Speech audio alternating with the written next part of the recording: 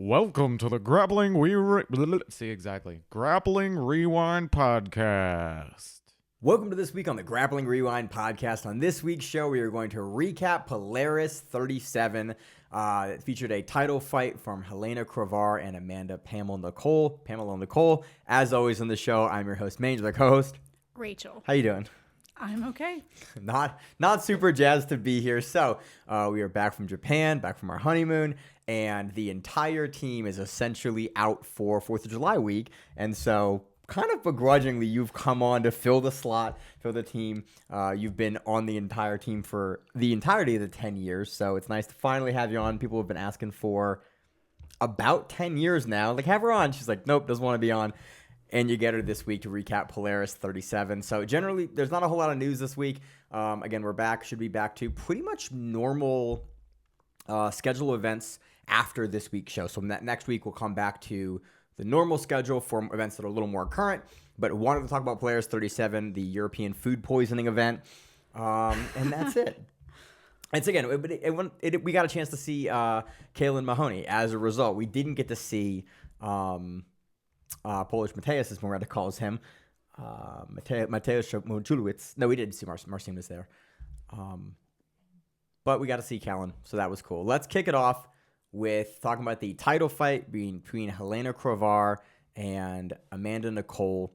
This was a second round finish from Crevar. And again, when we initially had kind of previewed this, we were curious about kind of the matchmaking, and we were discussing, okay, well, who do you give Crevar for lightweight at Polaris? Like the list, she's kind of cleared through the majority of people in her division. Like as far as relevant matchups, like we've seen the Sarah Gavao matchup, we saw Del Fornorino, we saw everything at CJI. Like we've seen her on Polaris recently. She's kind of gone against everyone close to her weight class. We all know with women's jiu-jitsu, you kind of have to be a little forgiving with who you go against because the pool is much smaller. But I was really impressed because, again, Amanda Nicole has looked really good. I think she just won either Brazilianos or Europeans. They said it on the broadcast, and I forget. I was really impressed with kind of the staying power that she had. She makes it to the first round, ends the first round in a really tight rolling Kimura, rolls all the way off the mat. Again, it's not AGCC, so they reset him out of it. But you could think of it as a strategy. If you are out of the ring, they often will reset you or bring you back in. They usually don't start you back in the sub. And again, she gets to the first round.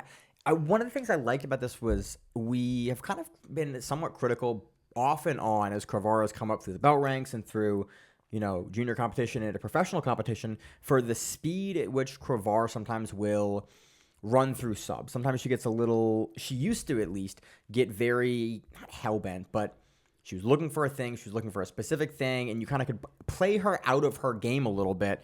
Crevar was throwing the kitchen sink at Amanda Nicole here, and she gets it done in the second round, about 2-3 minutes into the second round, she gets done with a rear naked choke. The way that she gets there I found it pretty interesting because she does it off of a counter from Amanda Nicole where it's essentially not really a Granby. It's like a roll through, and then I don't really think it was a counter.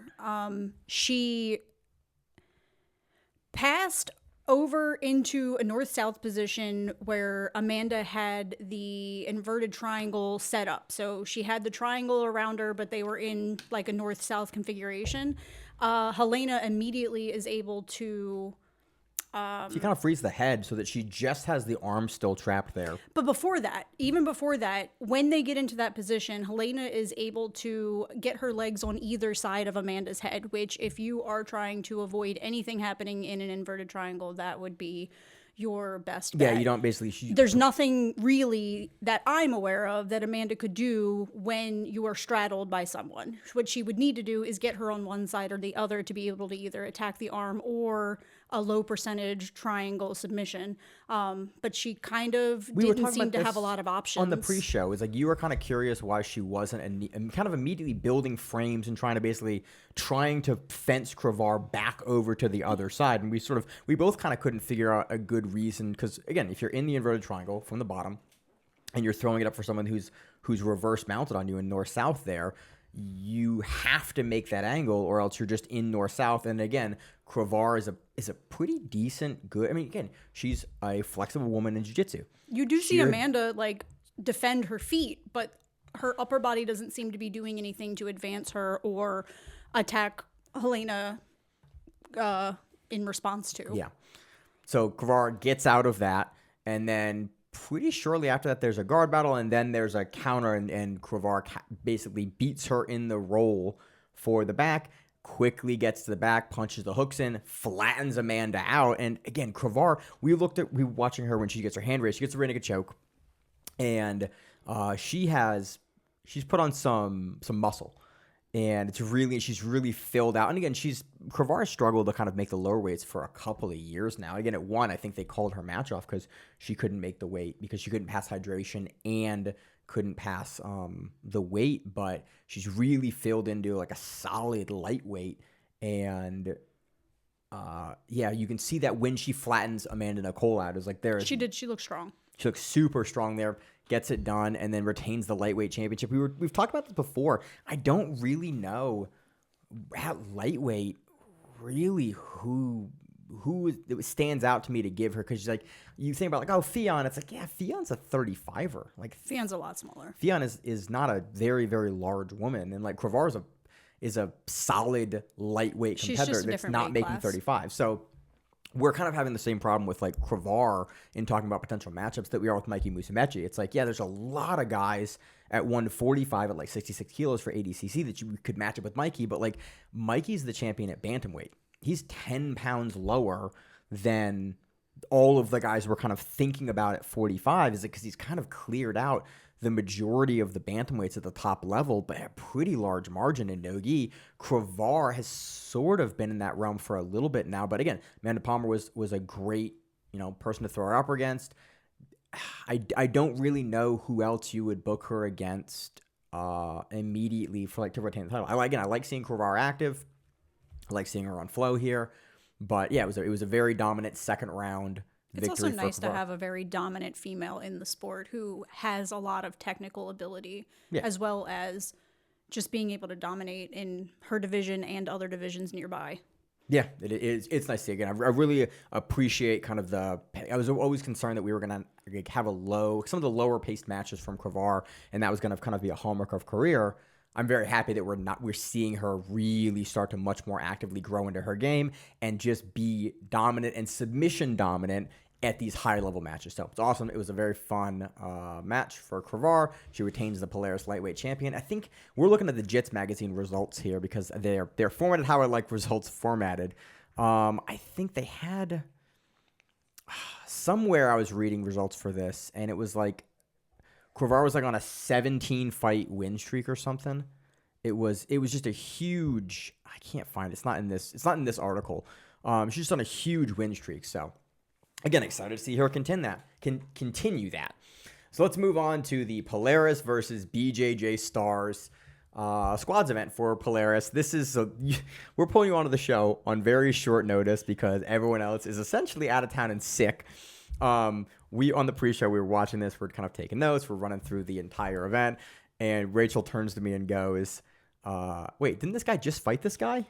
And I went, "Oh no, this is gonna be a problem." So I've watched jiu-jitsu, obviously. You've been married to me for a couple of years. You know that. Having to try to watch things for the purpose of talking about it with any sense of awareness is more difficult. Like I watch, I enjoy, I analyze the match, and then we go to the next match, and that last match that we watched is gone. So the fact that I'm trying to remember things is like, you've come to me with every single trials I've been to, you're holding the camera. Honestly, most of the time I'm doing interviews at trials, it is you there holding the camera, holding the gear, helping like with the back end stuff.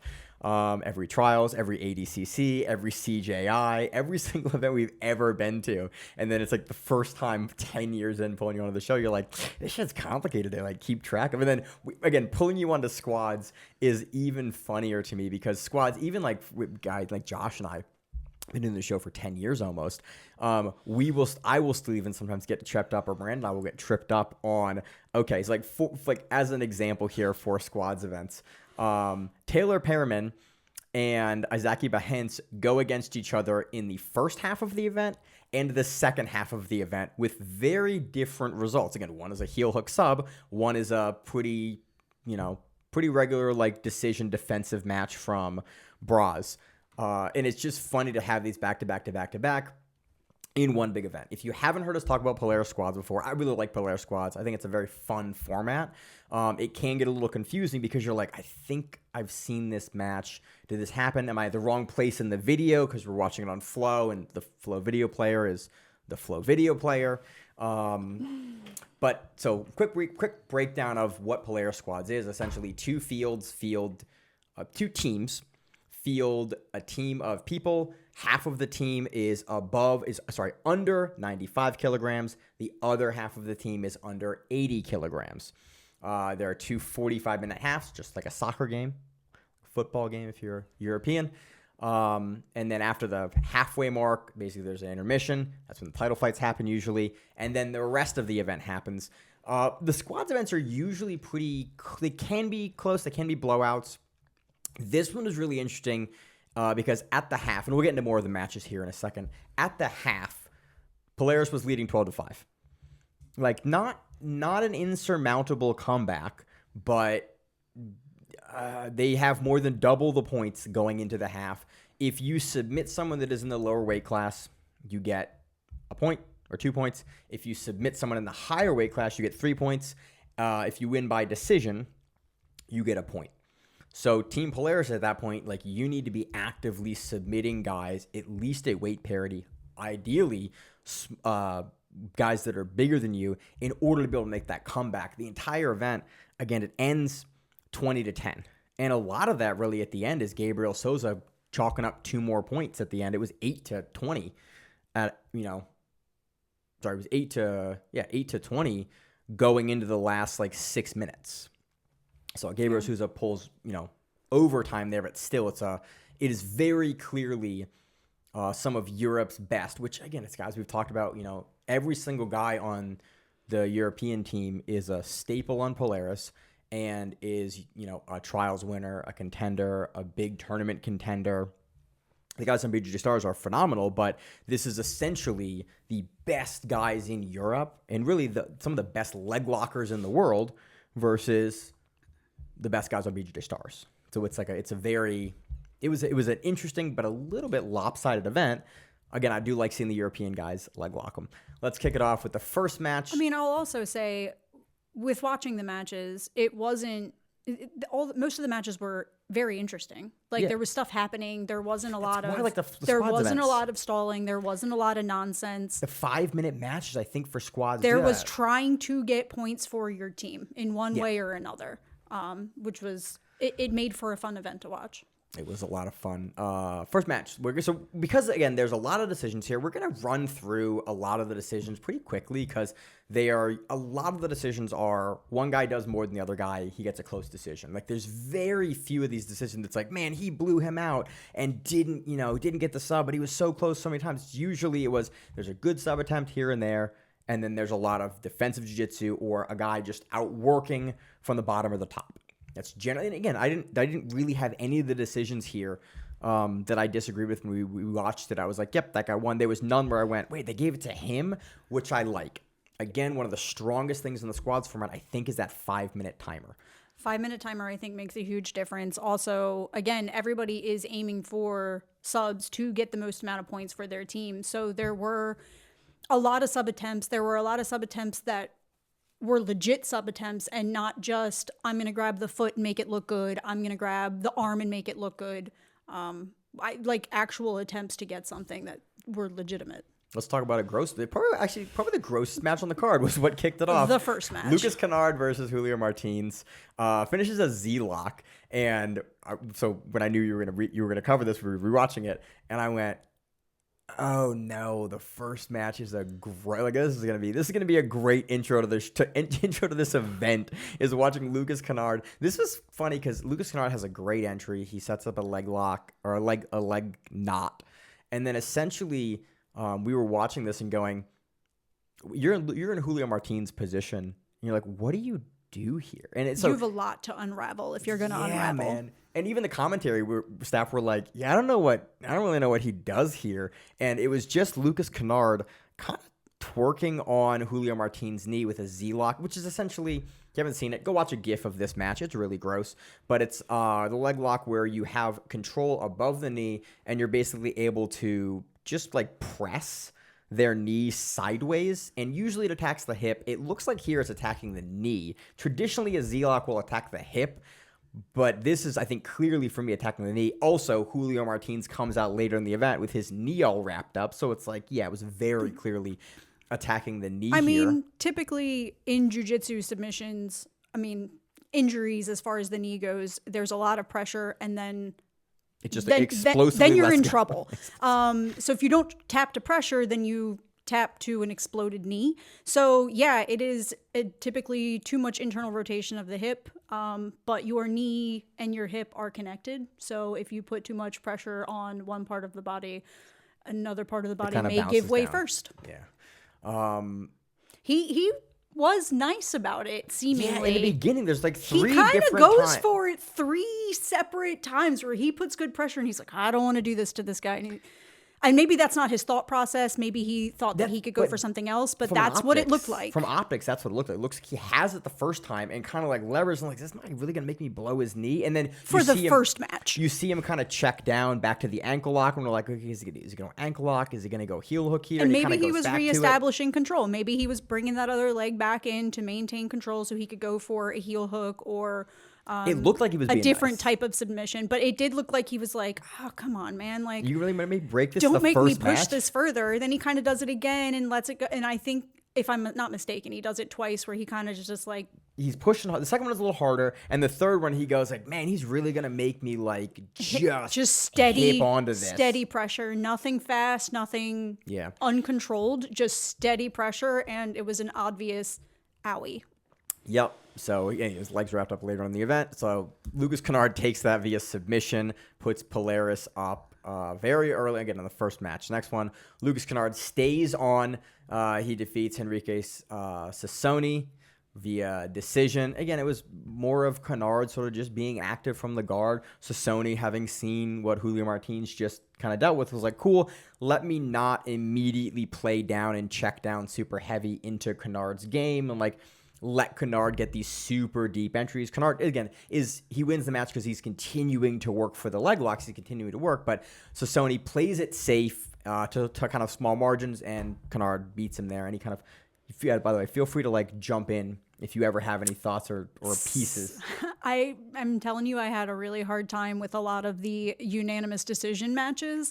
And they all kind of blur together by about 10. You're like, okay, so and this looking guy... at the names without the faces, some of the names I am not. Oh yeah, you're not super familiar with the names as far as having to talk about them further. I'm not really good with names. You're also in general. You're a big face person. I'm a big face person. Yeah, so it's very fun. We're looking at for notes here. We're looking at a big text field, and I'm like, oh no, I'm really this is struggling to remember. This is kind of some on these. me a little bit because we've been married a while. I know that I should have prepped better for that, but I can remember who is who when I look at what the submission was. Okay. So I'm having an easier time with the submissions. Next, we had Gabriel Souza defeating Lucas Kennard via decision. Dude, Gabriel Souza pulled, I don't know how many points. He might have scored almost half the points of the entire team Europe here because he takes out Kennard. Kennard looked tired, but Souza has a motor on him and just keeps just stays active with Kennard and sort of just basically beats Kennard on activity. He's also the lower weight class, so you get to see him move really well around people. Yeah. Which is impressive. I think that but I think it really helps him gather decisions with his ability to move and keep moving, not get stuck, not get pinned, not get pressured into like one space where you're not able to do anything. Yeah. I think that really... Because Gabriel Souza, I think, is one of the lighter guys in this entire event. Because, again, he was technically under 80 kilos. And Gabriel Souza for 80 cc will make under 66. Like, Gabriel Souza probably walks around at, like, 70, mid-70 kilos. So he's 15 pounds below the weight limit here. And a lot of the guys, or at least some of the guys, are cutting to make that under 80 kilogram division. So that was that. Gabriel Souza takes that. Next one, we field Owen O'Flanagan for Team Polaris, and he defeats Gabriel Souza via unanimous decision. Just again, you've seen an Owen O'Flanagan match. He's long, he's lanky, he is looking for leg locks, and he really just entangles Gabriel Souza. Gabriel Souza does have, I think, some of the best leg lock defense in the world, though. Like, he is just... If I remember correctly, he just was mostly defending. So he just was unable to get anything offensively going. And if you were Lucas Kennard for 5 minutes. and if you're looking at a match and you're looking at two guys, you want the person who is being more offensive, who is attacking things. And if I'm not mistaken, in that match, it was clearly Owen. He has legs most of the time. Like, it's Owen O'Flanagan doing what he wants to do and entering into the legs, and Gabriel Souza being a little bit slower because of that match with Kennard, and Owen O'Flanagan also for the size not being a slow guy either. Like, O'Flanagan is oddly quick for as long and lanky as he is. Like, he's got kind of a Craig Jones-esque body type where it's like, oh, he's a lot longer and taller than you would expect him to be, and he gets into spots, and he's much more quick than a lot of guys with his frame. And so he slows Gabriel Souza down, gets in the legs, wins unanimous decision. Next, we had Ruan Alvarenga defeating Owen O'Flanagan via unanimous decision. Again, this is really Ruan pace, staying away from a lot of the danger that Owen was putting up. Again, one of the things that's interesting about the squads events particularly is that every time, like, you can take guys that on paper, maybe not, this match isn't a good example of that like, oh yeah, this guy was always going to beat this guy. Yeah, but then you put 5 minutes on that guy, and you put a guy like Gabriel Souza who has a pace that Owen O'Flanagan is like running and trying to kind of catch, and he beats him, clearly via decision, and then you put another guy in front of him with Ruan Alvarenga who also can kind of keep a pace, and it's like, okay, you put two smaller guys in a row against him, they can sort of just eventually... You're going to wear down the cardio because you're putting a fresh, smaller guy with him over and over and over again. In this case, like Ruan Alvarenga just can keep pace with Owen O'Flanagan and again, is more active, has more going, and wins unanimous decision here. Next one, we have the late replacement, replacing Mateusz Szczynski, who's a name I couldn't get earlier, Polish Mateusz, so here's the story. Here's the story I got secondhand, by the way, because I tabbed through a lot of the match, the commentary when they're talking about it. Everyone went to McGregor's Steakhouse, got food poisoning, and then everyone could recover kind of, except for Mateusz Szczynski, who was just too sick, and Callan Mahoney had to replace him in less than 24 hours notice. He's like a 21-year-old who had just... But they gave us his accolades in one of the earlier matches, and I was like, okay. He like double golded at Brown Belt Worlds or something. Like, he had a good... He definitely belongs there. He immediately comes out pretty quickly in the match, throws up a triangle on Ruan Alvarenga, and then the most impressive thing was not necessarily the triangle. Like, the setup was good. It was clean. And then it was the switch that he made from the initial triangle setup that he has. He like makes a little bit of a hip adjustment and kind of rethreads the triangle and locks it down again. And you can see, because the camera is facing right on Ruan Alvarenga's face, you can watch the space that Mahoney has in the legs just like close. And it was really cool when to see. He first locks it up, he's kind of on the side. So he's not straight on like you would normally have or want for a triangle. So he does make that adjustment to get to a straight on triangle, and it does obviously affect his ability to breathe. You can see it in Ruan's face immediately. But winds up finishing with the arm. Yeah, it was one of those, like, I couldn't tell. It was like, you can see, like, it is one of those, you're getting armbarred. The pressure on the arm was there. Yeah, you're tapping to the armbar probably, but you're in a triangle armbar. That's always a weird one to like call. I do like when results are listed as triangle armbar because it's like you're deep in the triangle and you're getting armbarred. You're kind of tapping. It's like it's hard to tell sometimes what you're tapping. There's more things that you can do to make a triangle undeniable. Yeah. Like you're going to put somebody to sleep undeniable. Yeah. And that's not what he was working for. He decided to attack the arm. So if you tap after the arm is extended, it's an armbar.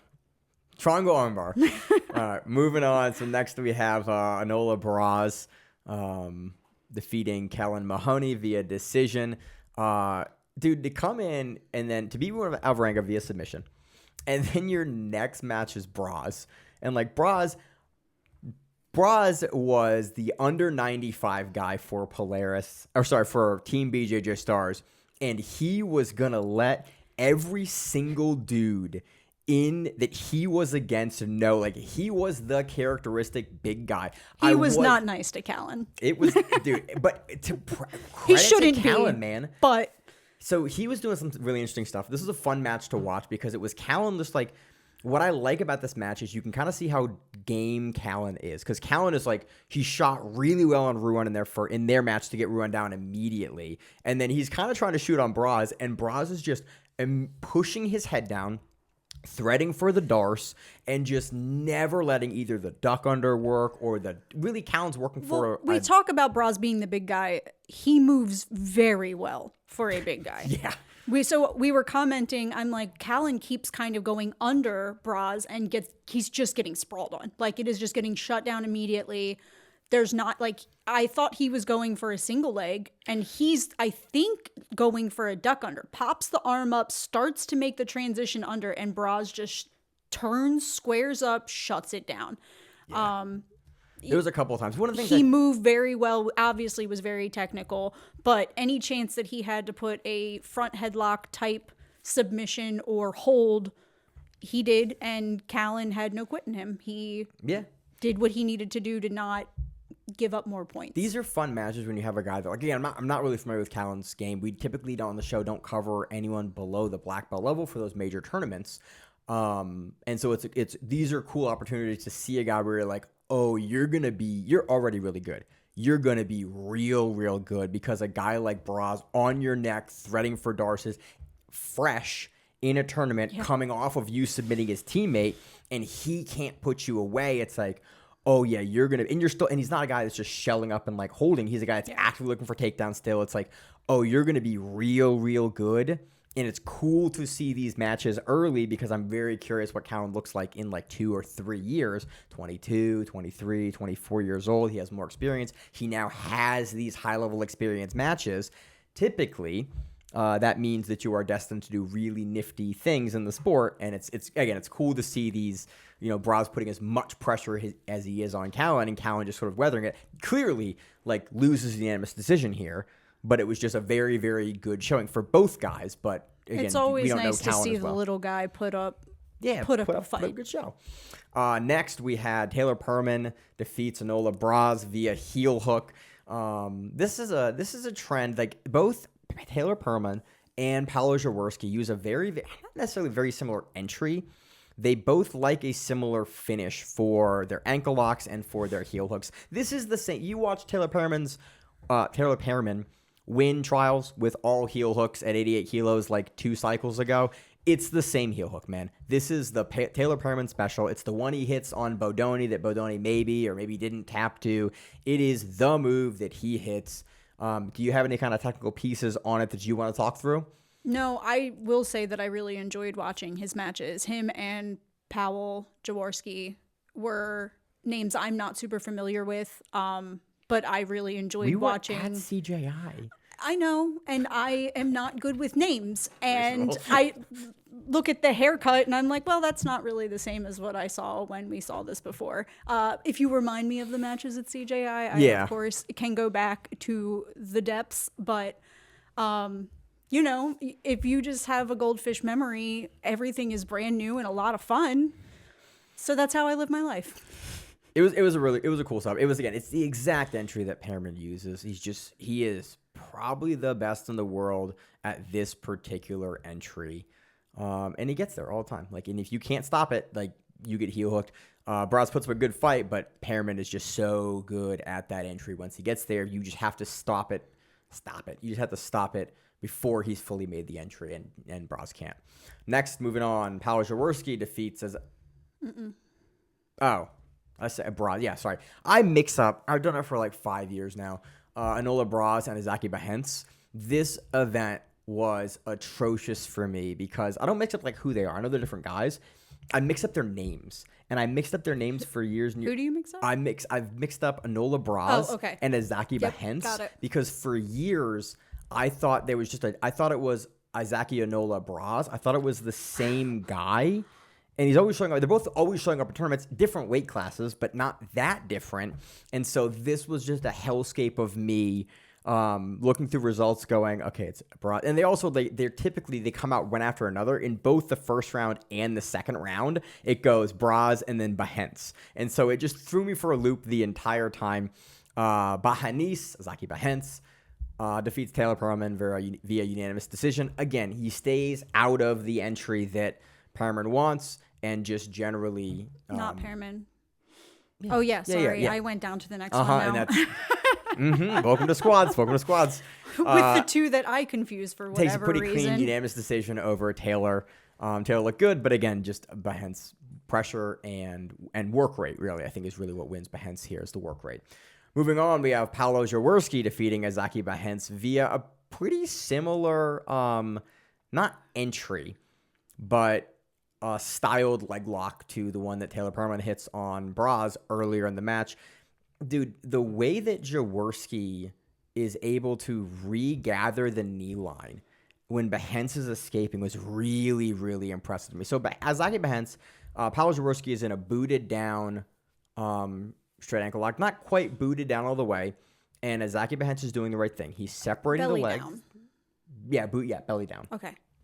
He's doing the right thing. He's separated the knees a little bit, and he's trying to drive his knee down to the mat so that Jaworski doesn't have knee control to finish the ankle lock. And he escapes earlier very similarly. Yeah, he's able to free the knee. He's able to free the hip, free the knee, free the ankle. Mm-hmm. And he is able to work through that and get out. He goes to do it at the end of the match and is unable to get his knee free fast enough. Every time he gets a little bit of weight off of that knee to make distance, Pal just is able to get his leg back underneath of the knee and gobble it back up. And it is the impressive. Initial sequence that that Powell has on the leg, Bahens goes to like rip his leg out and lifts Powell completely up. And I was like, I have very rarely seen a guy have such a good bite on a leg in the way that Powell does. Like every other person is getting their just ripped. Bahens just rips their leg out there, and Powell was able to keep it. And then what I was talking about, the knee line control at the end, Powell was able to re-control the knee once Bahens has escaped it in a straight ankle lock grip on the outside, which is something I almost never see. Like once a guy clears that knee line, when you're starting to belly down on it, you're not recapturing that knee. Like that's not really a thing that you see with any degree of frequency almost ever. It was really, really impressive technique for Jaworski to be able to get that knee line back and then finish and then basically belly up and over to finish Zaki Bahens with this kind of belly up ankle lock, essentially. I would also argue that Jaworski is obviously very aware of the attempt to escape the initial bite and the initial grip that he gets. He doesn't go right into setting up an ankle lock, a heel hook, whatever. He gets his legs into the position that he wants them in. He gets their leg where he wants it, and he is prepared to ride that bull. And I always think of like a bull rider just trying to hang on. And as soon as that initial power is kind of, you do that once or twice, you don't necessarily do it a third or fourth time. Doing that with the same like or you intensity. don't. You usually start losing your balance or whatever because you expect to step out and you have 100 and whatever pounds attached to your leg. Yeah. It was just a really, really cool finishing sequence to see just the bite that Powell was able to get and the recapture of the knee line. It was, for me, one of the neater sequences of the event. So I really enjoyed how extended he made Izaki. He had his feet on the hips or the belly and was able to push his upper body completely away, had the knee completely wrapped and bent. He started belly down and kind of winded up finishing on his side as he's making the transition to belly up again. Just to see such control on an ankle lock is, I really personally like ankle locks a whole lot. Yeah. So I really enjoy a good, solid, undeniable finish. It was a cool finish. So rounding out the event, we had just like 245 for this match because, again, the way that squads works is it is 2 45-minute halves. So if you have if you have remaining in the halftime less than a 5-minute match, well, you play out whatever is there, and then you go to decision based on like how much time was there. So there was less than 3 minutes, 2 minutes 45 for this one. Henrique Sassone defeats Paolo Jaworski via decision, unanimous decision. Again, outworks him. You had having Jaworski having to deal with Bahens, and then you have Sassone that just again knows how to play it well and not get submitted, stay out of what Paolo wants to do, and then takes the unanimous decision. We go to the title fight we talked about, and then basically Polaris is leading BJJ Stars 12-5 at the half. This is my dog, Bobby Wasabi. We're both down here, so he is also down here whining at us. You probably heard him a little bit on the mic. Well, it is what it is. Young Bob. So, talking about being confused as to what part of the card that we're in, before halftime, we've got Sassone and Jaworski, and then after halftime, they sent them back out, and I was like, "Wait, are we still before halftime, or we had to like?" We're not watching the main event footage because right. We watched it after. We watched this after he came back from Japan. We're watching just the cut down footage of only the squads part of this. So I tab through expecting, again, I'm used to watching these full events. Intermission. And so I go to tab through the intermission and the commercials and like stuff that I'm not interested in like recapping. And I'm suddenly like, oh, we're back in Jaworski and Sassone. Oh, I haven't gone far enough. And then I click through. I'm like, okay, we're in Paolo and Gabriel Souza. But wait, we're beyond the halfway point. And we had to both look, and I went, what is going on? Did we go back too far? Did we not go back far enough? I pulled up results, and I was like, wait, what? I was like, oh, okay, that is very confusing that the same guys come out again. But again, Jaworski wanted this one back. Yeah, and he finishes what Jits Magazine is calling a Scottish twister. I want to walk through. This is a really neat sub. It's basically Jaworski's on the back. Sassone does an amazing job at turning the hips through, but Jaworski sort of keeps the body triangle when Sassone is traditionally what would almost be the start of a São Paulo pass. To like lower hip down and then start to pass through, you collapse the bottom leg.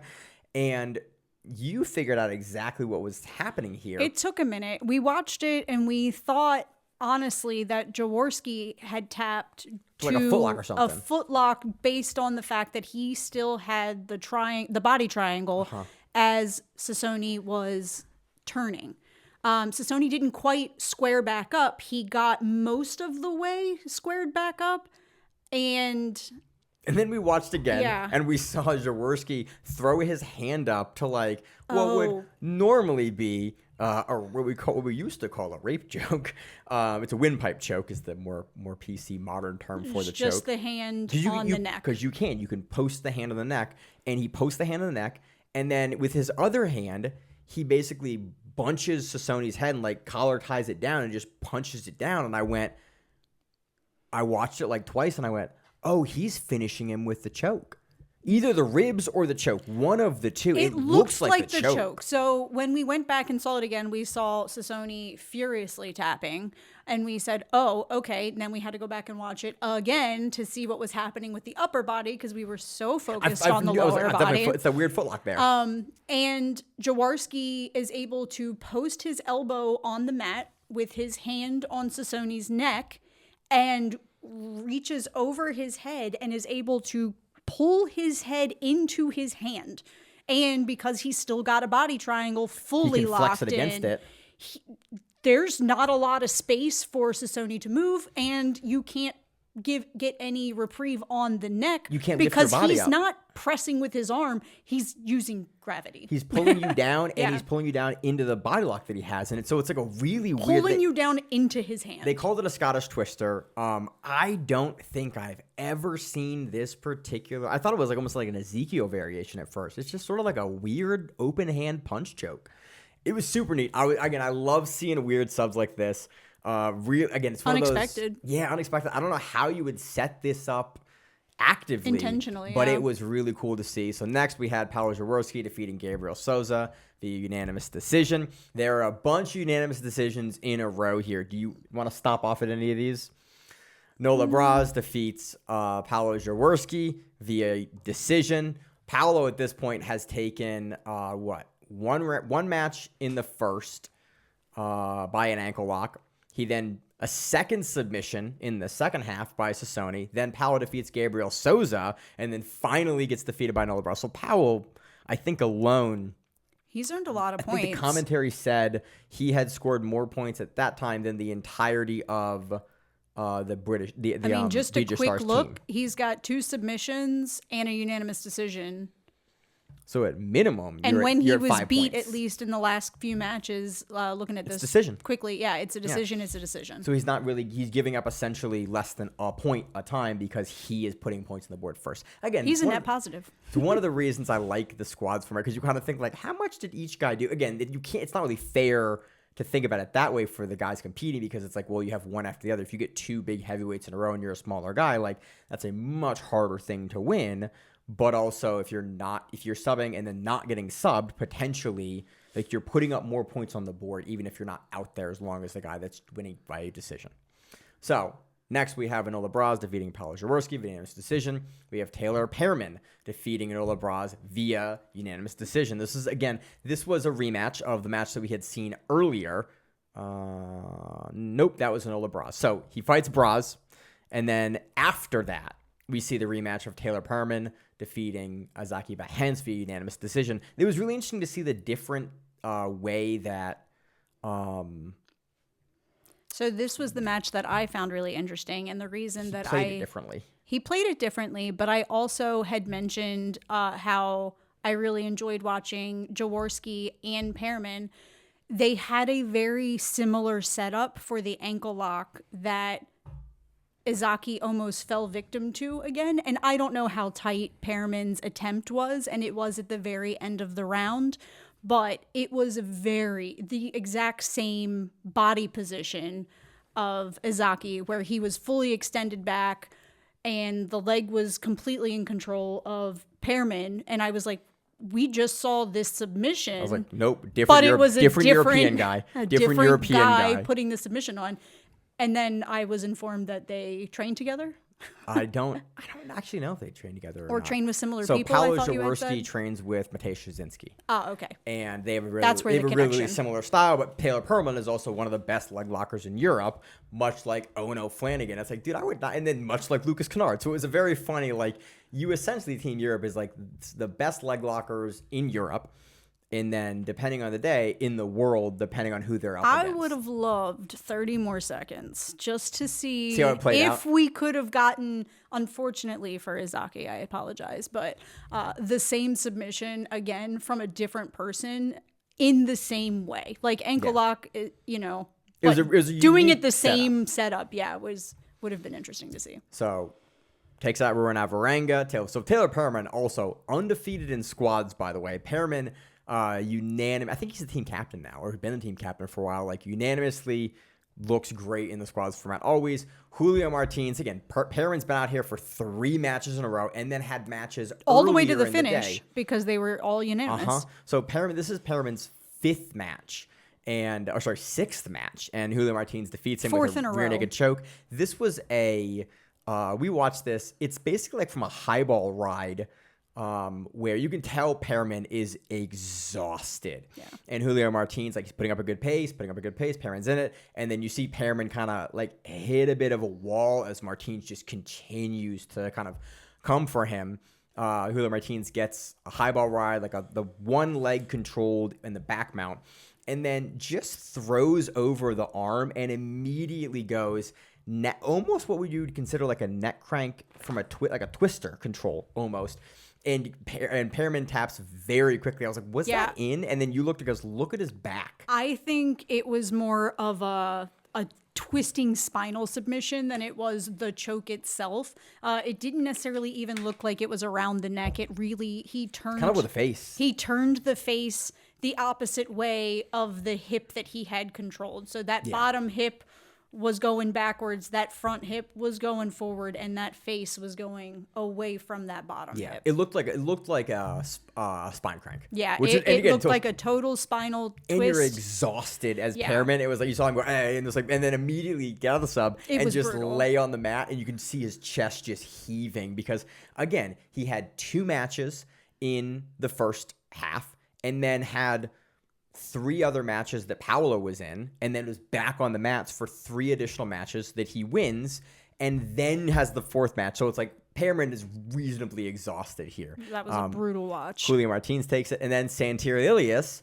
of Trials fame and ADCC fame comes out and defeats Julio Martins via rear naked choke. So I thought he didn't get this. In the results here, it lists Santiago Ilias finishing this because in the dying seconds of the match, he is on Julio Martins' back and he is gunning down for the choke. On the broadcast I saw, I didn't think Julio Martins had tapped to this. And so, again, it's listed as rear naked choke here. I didn't think that's what had happened, but I didn't tally the points up here.